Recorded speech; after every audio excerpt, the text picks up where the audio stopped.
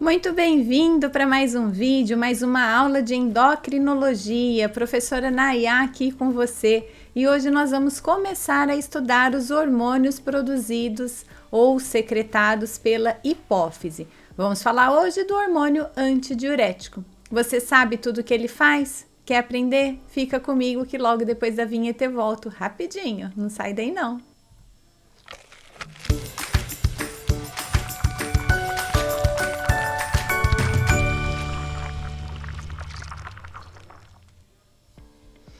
Aí, muito bem, vamos falar sobre o ADH. Afinal de contas, o que é o ADH, Nayá? ADH significa hormônio antidiurético.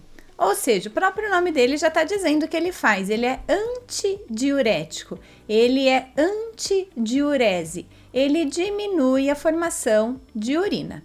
Basicamente, essa é a ação do hormônio antidiurético.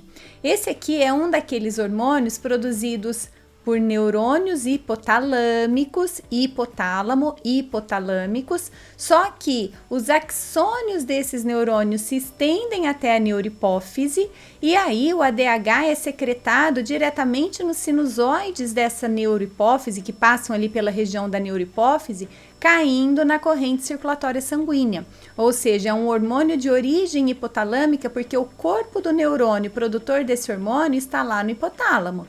Mas o axônio se estende até a região da neurohipófise e nessa região de neurohipófise esse hormônio então é secretado caindo diretamente na corrente circulatória sanguínea. Daí ele vai atingir corrente circulatória, chegar lá nos rins, onde vai executar o seu papel de antidiurético. Basicamente, o hormônio antidiurético atua abrindo as aquaporinas, promovendo uma melhor reabsorção, uma maior reabsorção de água por essa região, principalmente ali na região de túbulos renais um pouquinho mais distantes, dos tubulares renais que ficam mais distais em relação ao glomérulo. Mas essa é uma aula de fisiologia de sistema renal, é só para vocês entenderem onde esse hormônio atua, pelo menos por enquanto. Pensem que ele atua nos rins, facilitando a reabsorção de água. A maior função dele é promover uma maior reabsorção de água. Opa, fiquei aqui na frente de vocês, né? Então, é uma maior reabsorção de água. Essa é a principal ação desse hormônio ADH. Agora, pensa aqui comigo. Quando que um animal, quando que um indivíduo precisa de uma maior retenção de água? Existem várias situações. Ele pode precisar de mais água porque a água do corpo está abaixo do que deveria estar, ou seja, um corpo está desidratado. Então, quando um paciente está desidratado, ele precisa de mais água e aí o hormônio antidiurético age. Mas é só nessa situação, Nayá? Não, não é só nessa situação.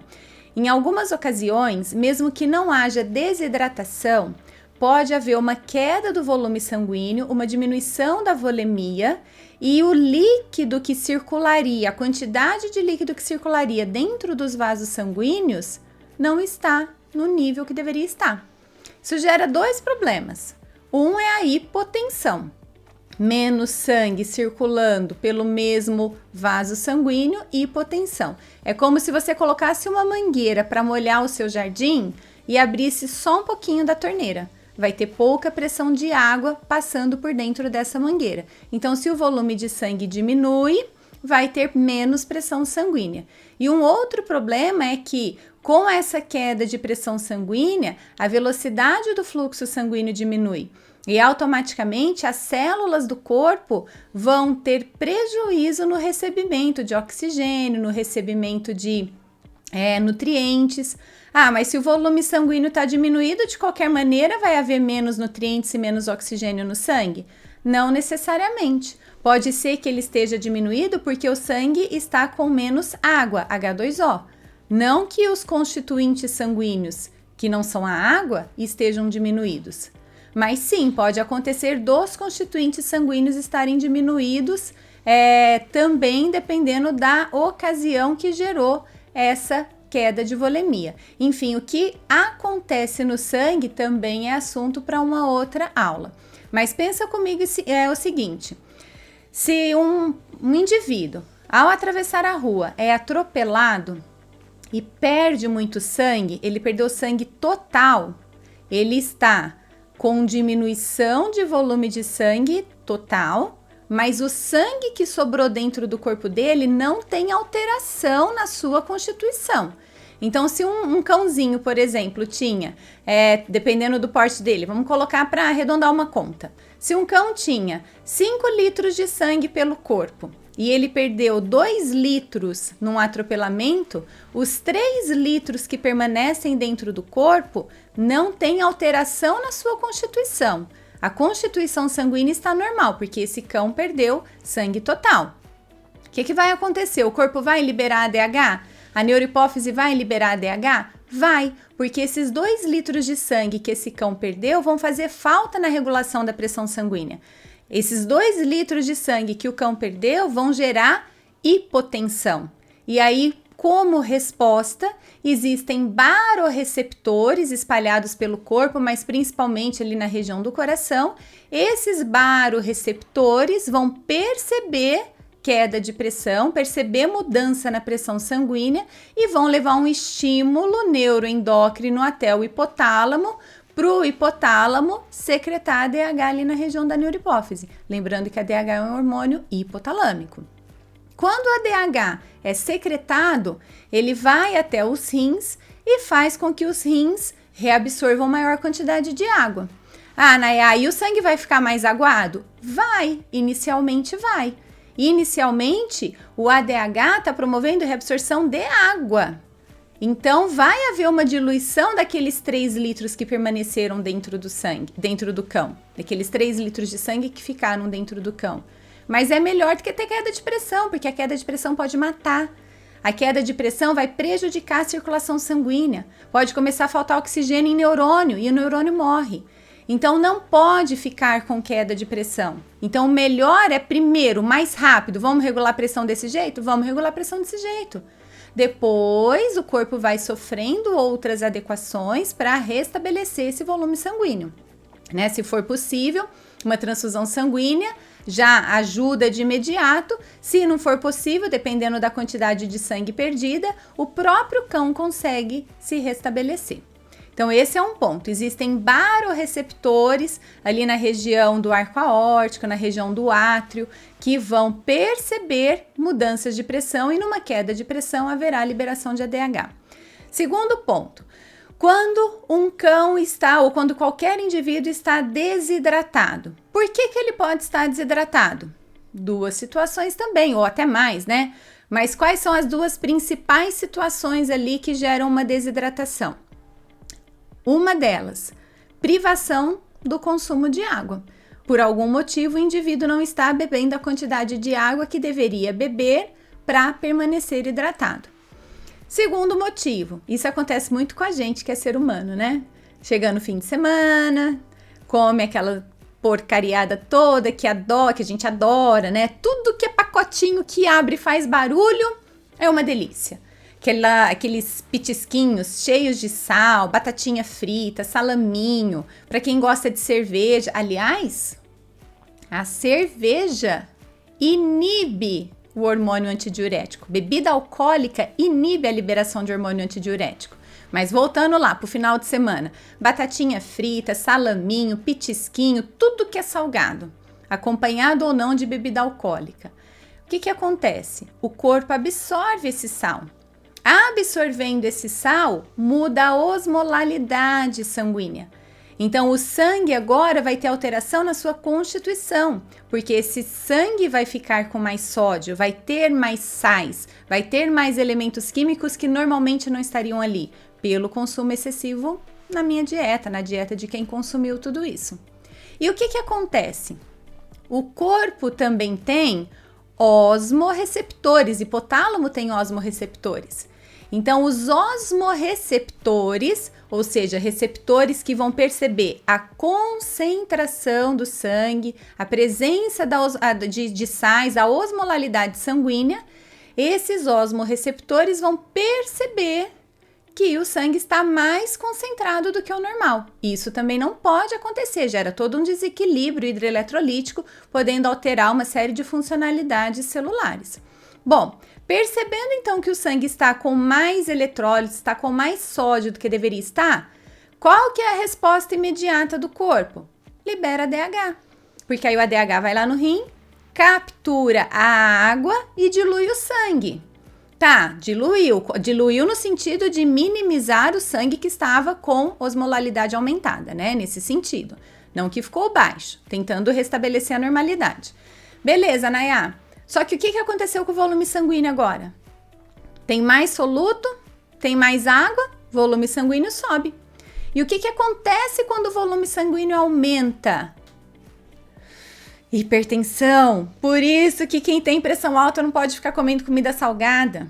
Hipertensão. Então, agora que não existia uma diminuição de volume sanguíneo, a volemia aumentou para equilibrar a osmolalidade e acontece a hipertensão. Aí tem os mecanismos reguladores dessa hipertensão. Certo? Então, numa desidratação em que tem consumo de sal excessivo, é uma desidratação entre aspas, né? A gente considera uma desidratação no sentido de que o sangue está mais concentrado do que deveria estar, mas não tem queda de volemia. Por outro lado, um animal que fica com privação de consumo de água, um animal que fica amarrado, não tem acesso a um bebedouro, por exemplo, fica privado do consumo de água, ele perde água do corpo e não repõe essa água, o sangue também aumenta a osmolalidade. Só que agora aumentou a osmolalidade por quê? Porque perdeu água, então também teve diminuição de volemia. Aí tem a ação dos osmorreceptores, mas também tem a ação dos barorreceptores estimulando a liberação de ADH.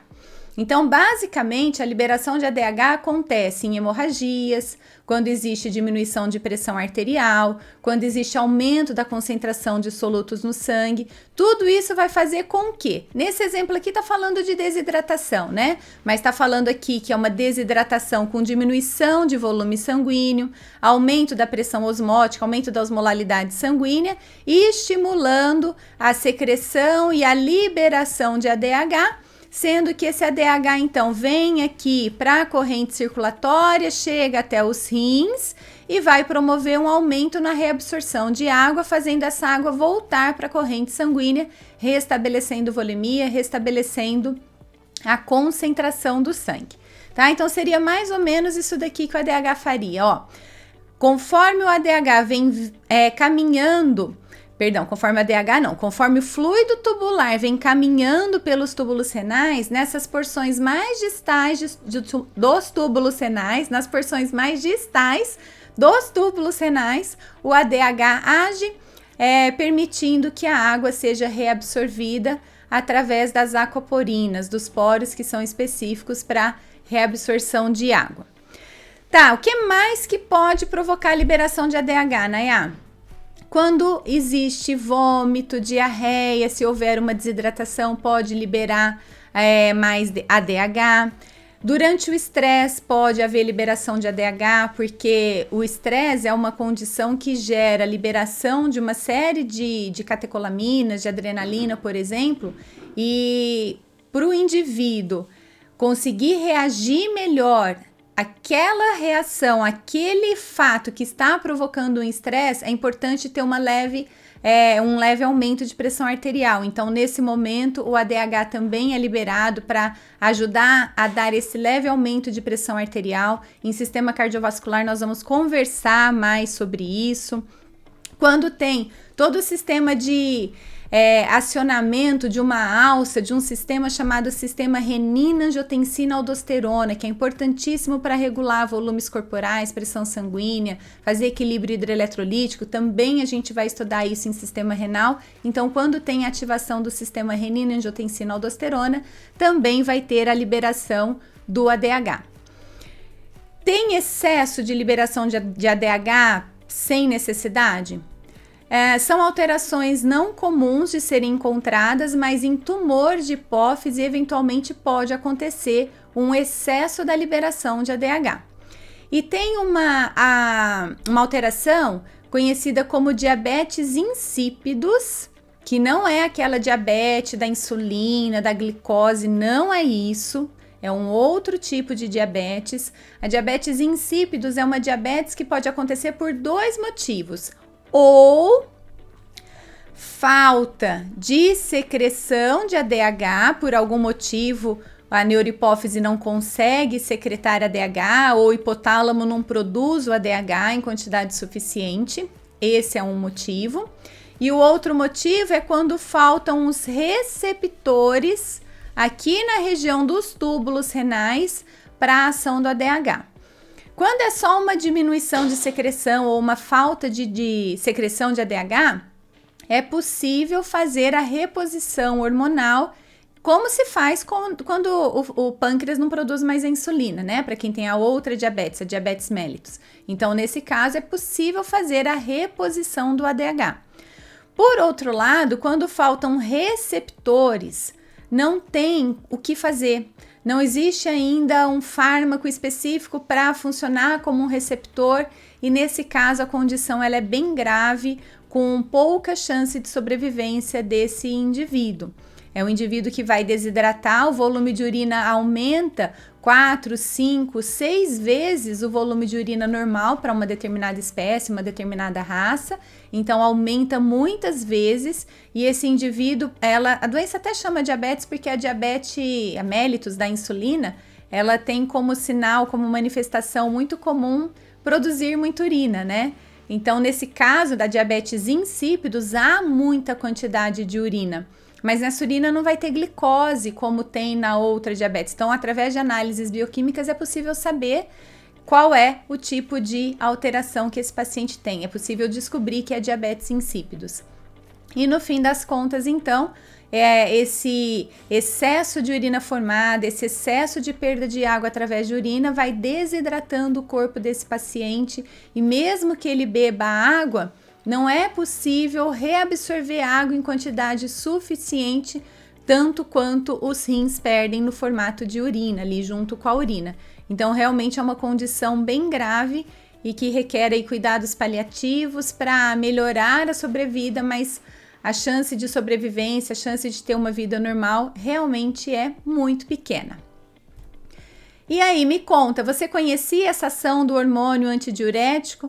Você conhecia diabetes insípidos? Você já tinha ouvido falar sobre ela? Se você nunca ouviu falar, me conta aqui. Se você gostou de aprender sobre o assunto e se você chegou até aqui, como eu sempre digo, é porque você gostou. Então não se esqueça de curtir esse vídeo, não se esqueça de se inscrever no canal se você não for inscrito, ativar o sininho para ser notificado de novos vídeos e mandar essa informação aí para os seus colegas que são da área da saúde, que não são da área da saúde, mas que reclamam que fazem muito xixi, pouco xixi, ou que querem saber por que a cerveja faz fazer tanto xixi assim, por que comer sal é tão perigoso para a saúde.